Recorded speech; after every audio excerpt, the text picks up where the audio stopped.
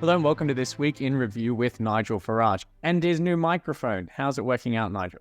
It seems to be okay. I wouldn't say that new technology is necessarily my forte, but things I do understand are things like customer service and how the banks have been treating the wider population and indeed many, many businesses. And it's interesting, actually, Politico, their sort of morning report, say that the Farage saga has now outlasted a full moon cycle, which I thought was quite interesting. It seems, Nick, the pace of this story is actually gathering and not diminishing. We've had a very, very clear breach of client confidentiality by the boss of one of our biggest banks, a bank that's 39% owned by the taxpayer. Talk now from the FCA and the Information Commissioner's Office that they may have actually even broken the law. So I can't, comment on that. I don't know.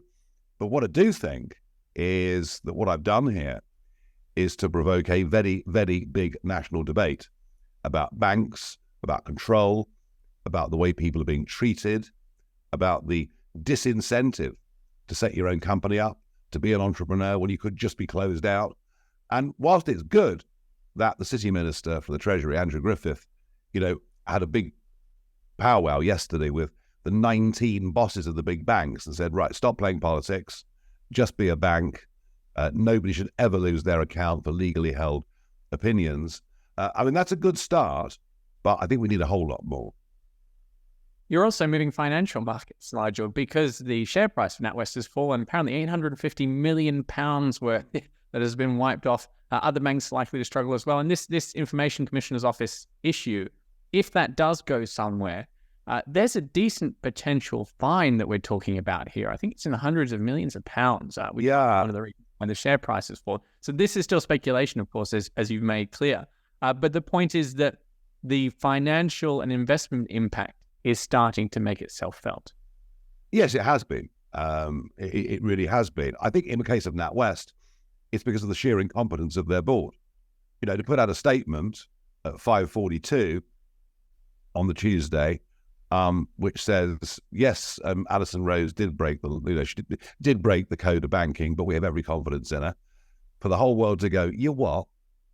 You're having a laugh, and clearly Jeremy Hunt furious about that. Andrew Griffith furious, and I think Rishi Sunak, who knows a bit about financial markets, everyone looked on with incredulity, and so the board had to reconvene at 11 p.m. that night, and at 1:29 in the morning, the press release was out that she's gone. This is incompetence on a level that beggars belief.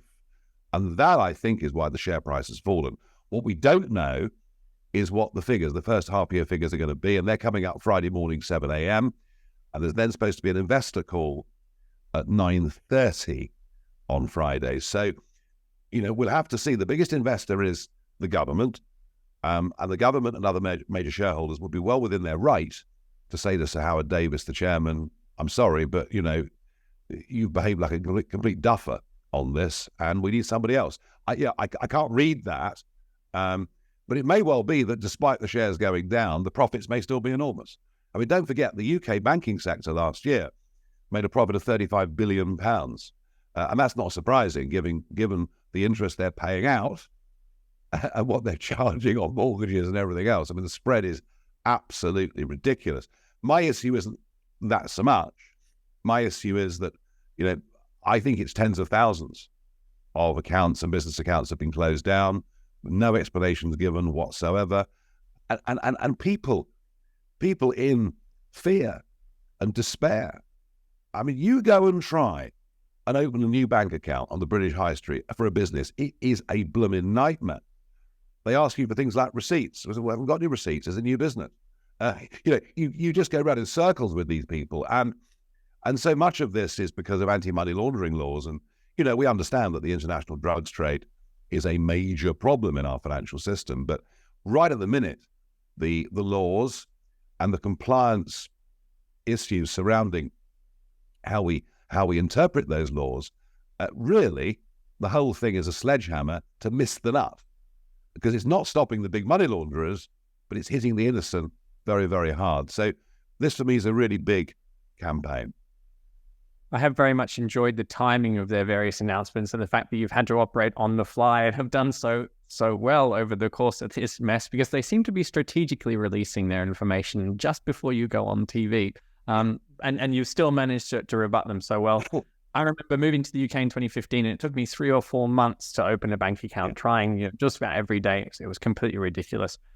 A lot of what's happened here has come about because of activist shareholders. So groups that believe in diversity and inclusion and equality and all this sorts of thing. Yeah. They seem to be pressuring big companies to not only not discriminate and do the right thing, but to go beyond that point, to really advocate and even indoctrinate, some would say, on these issues. That seems to be what's biting them. And that's not just what's happening in the banking sector, right? So you're thinking about where else this might be going on? Oh, look, there has been a complete takeover of the public and corporate sectors. And it's all happened in the space of about the last 5 or 6 years. It was massively accelerated by the murder of George Floyd, which made a very, very big difference indeed. It all comes on the West Coast. It all comes from, Silicon Valley and places like that. And banks, other corporates now, through the so-called ESG agenda, are now effectively woke warriors. I keep asking the question about Coutts and about NatWest. How is any of this helping customer service? How is covering the front of the bank in rainbow flags? How is that benefiting anybody? And what's it got to do with them anyway? So yes, this is very, very deep-rooted right throughout the corporate sector. And it's one of those things in life where people chat quietly over a pint on a Thursday night and say this is an absolute load of baloney, but no one dares speak out. Otherwise, they'll be called every ism under the sun. So it takes someone like me to come along and blow the lid off it. And I think I hope that this marks the beginning of a turning point in this whole conversation. And I have a feeling it may well do that. Look at the support I've got, from across the political spectrum. Even my bitterest enemies on Brexit, for example, even The Guardian are being nice about me. Goodness gracious me. So I think I've really touched the nerve here that something is wrong, something is rotten in the banking system, but it goes all the way through. Because we have this Stonewall agenda, this Stonewall employment agenda, which wants to divide us all up into little groups. No sense of being a community, no sense of equality of opportunity, no sense of the kind of world that Martin Luther King wanted to push. No. You've got to be in a box. You've got to be in a box. You're this, you're that, you're the other. And it's all, inclusion. It sounds like a lovely word, but unless you agree with the prevailing trendy orthodoxy of the day, well, then you find that inclusion becomes exclusion, abuse, and even excommunication. So actually, the whole agenda, which pretends to be nice, is divisive, frankly, to the point of being poisonous. The other accountability mechanism here is supposed to be shareholders, who are obviously not benefiting when it comes to NatWest. But all the other banks as well, refusing to bank someone like you and those thousands of other people that have come out of the woodwork, that's not good for their business. Why are they doing it? In the end, they're supposed to be making money for their shareholders. That should be their number one priority, at least. Well, it should be, yes. It should be, yes. Look, it's not good for their business, but equally, I think this point's not been really played enough, is that it's actually not good for London and for the UK in terms of its international reputation for doing business. So it's bad, this is bad at all levels. They are in the wrong direction on all of these things. And that, I think, is why what I've done has caught fire in the way that it has.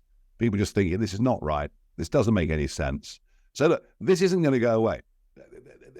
This argument about the banks, and indeed about much of what the rest of the corporate sector have done and the political direction they've gone down, this is not going to go away anytime soon. I wonder if there's any NatWest shareholders who are thinking about voting at some upcoming annual general meeting. Well, yeah. Let's move on. Let's move on, though, to a news story which surprised me, even though we've been talking about this issue for quite a while now. The UK is on track to incur the highest debt interest costs in the developed world because of persistently high inflation and an unusually large portion of government debt being denominated in inflation linkers. So we're going to be spending, I think it's 10% of government revenue on interest. and that's the highest proportion compared to a bunch of other countries that are considered developed. It's the highest going back to 1995, which is when data began. The only leader was briefly Iceland because they had their banking meltdown. Part of the story here is that so much of the UK government's debt is denominated in inflation-linked bonds, which means that as inflation soared, our interests built forward. But the bigger issue really is whether this is going to hit some sort of unsustainable point, whether there's going to be some accountability from financial markets for governments that have been spending too much. Well, we saw a bit of that, didn't we, towards the end of last year after Kwasi Kwarteng's budget. And yet here we are, back in the same place, and no one wants to believe it. I mean, it's hard to believe just how moronic the government and the Bank of England and the Treasury have been in all of this. They just assumed that inflation would never go above 2% again and denominated all this debt that was inflation-linked. It's hard to believe how badly this has all been run. I don't personally think that we hit the lack of sustainability point yet, but it's always a possibility. And the fact that we're even talking about it shows you just how badly things have been run. So I'm not going to fearmonger on this at this stage, but something needs to turn around. Productivity, growth, all of those things need to turn around. And I just don't see any sign of it. And we're going to be sitting here this time next year, probably a couple of months away from a Labour government, who arguably might make things a little bit worse than they are, not better. We're just not in a great place.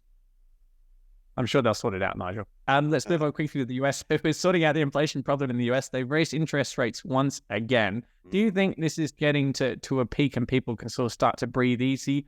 Or do you think it's risking a financial crisis, which tends to happen when central banks raise interest rates too far? Difficult to think if the Fed and the Bank of England and the ECB go on raising rates that we're not going to have a recession by the end of the year. We've avoided recession remarkably well, actually, although we're completely flatlining. I really think that whatever the Fed do, the Bank of England should not raise rates again. I think this is now the wrong time to be raising rates. They should have been doing it last year. They didn't. But I think to continue in this current direction, I would think guarantees recession by the end of the year. I think that now is an odds-on prospect. So I think anything we can do to avert that should be done. But who knows what they're going to do?